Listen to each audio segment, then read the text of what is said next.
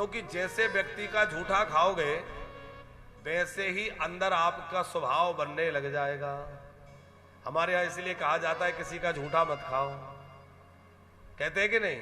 अब आजकल तो झूठा खाने की परंपरा चल गई है, और बाबूजी जो ज्यादा झूठा मीठा खाएं उनको लोग उतना ही मॉडर्न समझते हैं, बोले ये मॉडर्न है। और ज्यादा ये सब बात करो कि नहीं नहीं भैया ये छुआ हुआ है, ये झूठा, बोला अरे ये तो पुराने समय की बात है, ये पुराने विचारों के व्यक्ति हैं। अच्छा, झूठा खाने से प्रेम बढ़ता है कि नहीं बढ़ता, ये बात सच्ची बताना। लोग कहते हैं ना झूठा खाने से प्रेम बढ़ता है, क्या आपको लगता है झूठा खाने से प्रेम बढ़ता है? नहीं लगता। चलो इतने लोगों को तो नहीं लगता, नहीं तो आजकल लोग ये कहने लगे कि झूठा खाने से प्रेम बढ़ता है। एक संत कह रहे थे, हंसा रहे थे, बोले झूठा खाने से प्रेम बढ़ता होता तो सबसे ज्यादा कुत्तों में नजर आता, वो सबसे ज्यादा लड़ते हैं, वो तो खूब झूठा खाते हैं, और उनमें कहा प्रेम बढ़ा। झूठा खाने से प्रेम नहीं बढ़ता, झूठा खाने से बीमारी बढ़ती है, और जिसके अंदर जो बीमारी होगी। अच्छा, कोरोना में ये बात कुछ हद तक समझ में आई, संक्रमित व्यक्ति के द्वारा छुआ हुआ भोजन हम करेंगे तो हमारे अंदर भी संक्रमण आने का खतरा है कि नहीं? तो शरीर के रोग वह जीवाणु जो दिखाई भी नहीं दे रहा है वो भोजन में मिलके हमारे अंदर जा सकता है। तो भैया अंदर की जो वासना है, अंदर वाला जो गड़बड़ी है, वो भी भोजन में अन्न में मिलके हमारे पास आ सकता है कि नहीं? बाबूजी एक जगह हम कहीं गए थे तो वो हमने देखा कि छोटा पोता था घर में 10-11 साल का, वो अपने दादाजी के साथ उन्हीं की थाली में भोजन करने बैठ गया। उसकी माँ ने एक और बुलाया, अकेले में डांट लगाई, क्यों मैंने मना किया था ना उनके साथ मत खाना। हमें बुरा लगा, दादाजी के साथ खा रहा था, ये मना क्यों करती है? हमें आप ऐसा क्यों? वो बोली बात ये है महाराज जी कि बाबूजी को कुछ दिन से एक बीमारी हो गई है, कोई डॉक्टरों ने कहा है कि ये संक्रमित बीमारी है, दूसरों में भी इसका संक्रमण हो सकता है। तो बाबूजी बीमार रहते हैं, दमे की भी बीमारी है, हमें डर रहता है कि कहीं ऐसा ना हो कि बच्चे के अंदर कोई बीमारी आ जाए, और स्वाभाविक आ सकती है। तो भैया जब ये शरीर के रोग जो है झूठा खाने से एक से दूसरे व्यक्ति में पहुंच जाते हैं, तो जो अंदर के रोग है क्या वो झूठा खाने से दूसरे में नहीं पहुंच जाएंगे? इसलिए झूठा खाने के लिए हमारे यहां मना किया है। आजकल तो वो जन्मदिन हो कुछ हो तो केक, और वो जबरदस्ती इसके मुंह में लगाओ फिर उसके में लगाओ, सबका झूठा जब तक ना हो जाए जब तक बंद मत हो। यही होता है कि नहीं? सब एक दूसरे का झूठा। और भोजन की पद्धति तो बड़ी जोरदार चली है, व्यक्ति उसी हाथ से खा रहा है, उसी से उठाने गया, पूड़ी थोड़ी कड़क लगी, उसने वहीं छोड़ दी, दूसरी उठा ली।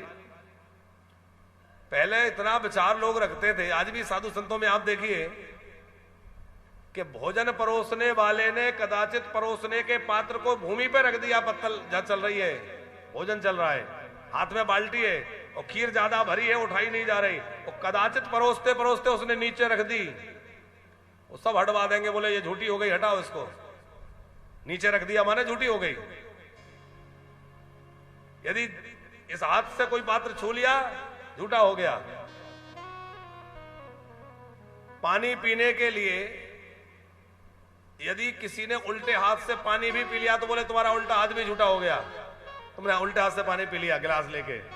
तो पानी भी लोग जो है साधु संतों में आप देखिए वो दाहिने हाथ से ही जल पीते, दाहिने हाथ से पीना चाहिए। लेकिन आजकल तो झूठे मीठे का कोई आचार विचार नहीं रहा। अच्छा, लोग कहते हैं महाराज जी हमारे घर भोजन नहीं करते, कई लोगों का रहता हमारे आम संत को बुलाते, वो हमारे यहाँ भोजन नहीं करते, महाराज जी आते हमारे यहाँ भोजन नहीं करते। अरे भोजन तो करें, पर तब करें जब तुम्हारे घर में विचार विवेक हो, पवित्रता हो, शुद्धता हो, तो करें। आजकल तो वो माताओं की अशुद्धि का भी ध्यान घरों में नहीं रखा जाता। अशुद्ध अवस्था में भी माताएं रसोई घर में घुस रही हैं, सामान को छू रही हैं, उठा रही हैं, सब हो रहा है। फिर आप चाहें कि हमारे घर में भगवान का भोग लगे, साधु संत आकर के हमारे घर में जी में महापुरुषों का भोजन हो, तो कैसे होगा? कराने से आपका भी धर्म खराब हो, धर्म बिगड़ेगा, और जो आएंगे उनका भी धर्म नष्ट होगा। इसलिए घर की रसोई को बहुत पवित्र रखिए, झूठे मीठे का बड़ा विचार रखिए। आपको बताए घर में 2 मंदिर होना चाहिए। एक तो आपका जो पूजा का मंदिर है वो तो मंदिर है ही, पर आपका रसोई घर जो है वो भी एक मंदिर है, क्योंकि वहां जो है भगवान का भोग प्रसाद बनता है, वो भी एकदम स्वच्छ और पवित्र होना चाहिए। रसोई घर की पवित्रता बहुत आवश्यक है। और बाबूजी हम कहते हैं किसी का घर कैसा है, उसका घर का आचरण कैसा है, ये समझना हो तो उसके पूजा घर को मत देखो, उसकी रसोई घर को जाके देखो।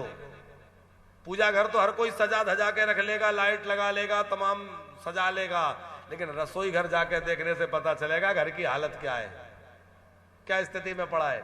कई लोगों के घर में जाओ तो रसोई घर में तमाम झूठे बर्तन, ये वो सकरा कचरा दुनिया भर का पड़ा है।